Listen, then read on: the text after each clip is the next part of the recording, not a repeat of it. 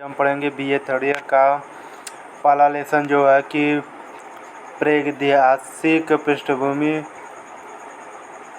युग पढ़ेंगे हम लोग आज। देखिए, भारतीय चित्रकला की प्रागैतिहासिक पृष्ठभूमि पर प्रकाश डालिए। चित्र में अंकित मूर्ति को चित्र कहते हैं। मतलब चित्र में अंकित मूर्ति को चित्र कहते हैं। चित्रकार या शिल्पी के मन में जो मानसिक सृष्टि होती है उससे ही शिल्प और चित्र का जन्म होता है। आदि मानव खुले जंगलों में या नदियों घाटियों में पत्थर के औजारों से शिकार करता हुआ जीवन निर्वाह करता था। उसके बाद वह नदी त्रोड़ियों में जल की सुविधा देखकर वह प्रकृति कंदरों में रहने लगा। इन्हें लोक भाषा में आज भी दरी कहते हैं। इन कंदरों की भित्ति पर लाल गेरू या धातु पत्थर से बनाए हुए बहुत से रेखाचित्र पाए गए हैं जिन्हें प्रस्तर चित्र कहते हैं। लोक भाषा में उन्हीं के लिए रकत या पुत्रीय शब्द से चालू है। वे चित्र मुख्यतः 4 स्थानों में मिले हैं। पहला, मध्य प्रदेश में महादेव पहाड़ी के पंचमढ़ी नामक स्थान के इर्द गिर्द में। यहाँ एक के ऊपर एक चढ़ी हुई चित्रों को 4 तह मिली है। मध्य प्रदेश में रायगढ़ के समीप सिंघनपुर और कबरा पहाड़ के चित्र तीसरा है, विंध्य के कैमूर या पर्वतमाला के भीतर स्वर्ण नदी या घाटी के मिर्जापुर क्षेत्र में कई स्थानों में रकत की पुतरिया के चित्र विद्यमान हैं। चौथा, बांदा जिले के मानिकपुर स्थान में सबसे अधिक संख्या में दरी चित्र महादेव पहाड़ी से प्राप्त हुई है। पंचमढ़ी के 5 मील या मंडल के 50 से ऊपर दरियों में चित्र मिले हैं। ऐसा एक ही स्थान होशंगाबाद से 2.5 मील पर आदमगढ़ है। कुछ विद्वानों का कहना है कि इन चित्रों से उस युग के मानव की संस्कृति का व्यवहारों परिचय प्राप्त होता है। लिखे हुए चित्रों के ऊपर नीचे 4 परतें हैं। पहली परत, इसमें कटघरे खड़े हुए जैसे चित्र में इनमें कुछ पहले के कुछ बाद के। पहले के चित्र में मनुष्य पशुओं के तलीनुमा आकृतियों जो लाल और पीले रंगों में लिखी गई है। 4 तीलियों से घेरे हुए तस्तनुमा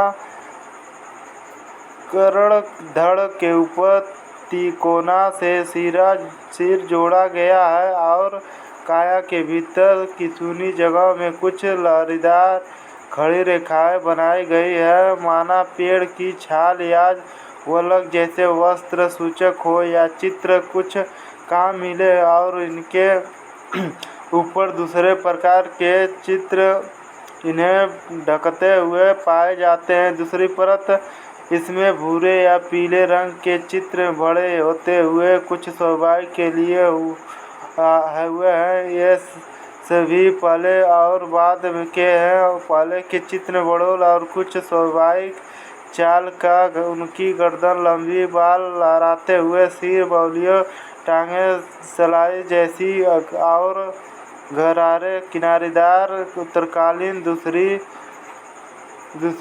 श्रेणी के चित्रों में संपूजन या एकजुट लिखने का भाव भी आ गया है। उसके हाथ में प्राय धनुष बाण दिखाया गया है जो पहले के चित्रों में कहीं कहीं था। धातु के बने नकदार तीर जो से पहली श्रेणी के मानव प्रयोग में ला रहे थे दूसरी श्रेणी के युग में भी काम आते रहे, किंतु उसी के शायद कर्जदार भालों का प्रयोग भी आम हो गया। कभी मस्ती में आकर अयोरिया मानो धनुष वाण लेकर और पशुओं के मुखेट लगाकर धड़ाधड़ भरे नाच को सुख लौटते थे। बांस की लंबी सीढ़ियों पर चढ़कर ऊंचे पेड़ों से या झुकी हुई पहाड़ियों से लटकते शायद के छतों से शायद उतरने का भी इन्हें बहुत शौक था। जो तीसरी सीढ़ी के मानो भी जारी रहा। महादेव पहाड़ी की आरोही और नाचते हुए चित्रों की तुलनात्मक मिर्जापुर क्षेत्र के तरी चित्र हैं।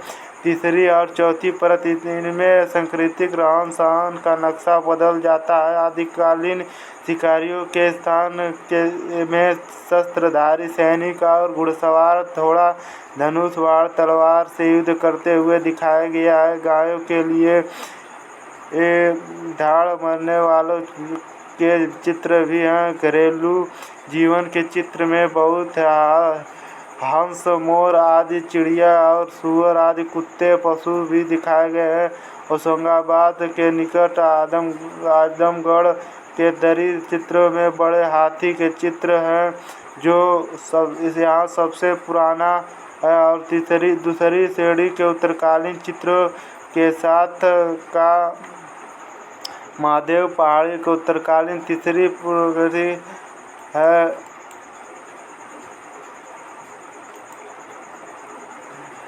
चौथी श्रेणी के बिना जमींदार व्यापार खोपा टांगों के बीच लगातार धोती या तीर कमान तरकस सीधी तलवार धुरी और गोल ढाल के चित्र भी मिले हैं। सिंगलपुर कोबरा पहाड़ के चित्र रायगढ़ समीप है। ये चित्र लाल रंग के धातु पत्थर से लिखे गए हैं। लाल रंग में मिलती जुलती कई रंगते हुए चित्रों के तख्तनुमा पर आकृति और जंगली साड़ लिखे महादेव पहाड़ी के लखीमपुर चित्रों के कई गढ़ी हुई लहरते लकीरें भी भरी पर सिंगलपुर में एक दो ही बोल खाती हुई लकीरें हैं। मिर्जापुर क्षेत्र के चित्र सिंगलपुर रायगढ़ के उत्तरीय चित्र महानदी के चित्र में है।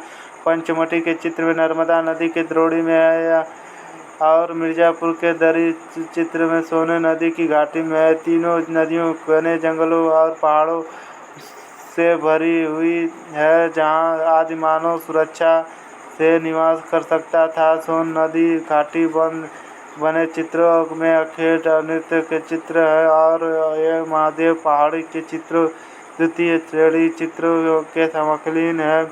यहाँ कुछ घुड़सवार पालतू गड़िका हथनी या कुमकी की मदद से जंगलों हाथी पकड़ते हुए दिखाया गया है। घुड़सवारों के हाथों में लंबे भाले तख्तीदार डमरुओं और तिलदार मानवीय आकृतियाँ सूचित करती है कि यह चित्र पंचमटी की पहली दूसरी श्रेणी की पुतलियों से मिलते। यहाँ के चित्र में एक चुड़ैला सुअर मुँह बात अनुभव करता हुआ दिखाया गया है। बांदा जिले में मणिकपुर स्थान के चित्र यहाँ के तीर कमान लिए हुए घुड़सवार चित्रित है। फिर के तकड़ा कड़ी में बैठा हुआ व्यक्ति दृश्य में अंकित है। यहाँ के चित्र महादेव पहाड़ी तीसरी श्रेणी के चित्र समकालीन है। आदमगढ़ खानदानी चित्र में एक लंबी गर्दन वाले जिराफ का चित्र है। वहाँ कैसे हुआ आ गया यह उलझन है क्योंकि जिराफ अफ्रीका का पशु है। मोरी नामक स्थान चट्टान चित्र मध्य प्रदेश के मंदसौर जिले में मोरी गांव के आसपास 30 पहाड़ी खैर है। इनकी छतों पर भित्तों में लाल गेरू चित्र लिखे हुए। उनमें कई भांति पशु नाचते मानो और पशुओं के चित्र गालों के चित्र पर जो पंचमटी की तीसरी और चौथी श्रेणी के चित्रों में समकालीन है। यह चित्र रेखाकृत मध्यपूर्ण है जैसे मंडल के भीतर चतुर्मुखी स्तरीय आकृति 8 आरो नाला अनेक रश्मियों के साथ सूर्य तकनीकी मुखेट वाला गधर दयाली लुढ़ियों गाड़ी स्वस्तिक बैल से निकला हुआ सर्वभद्र और चित्र अष्टकता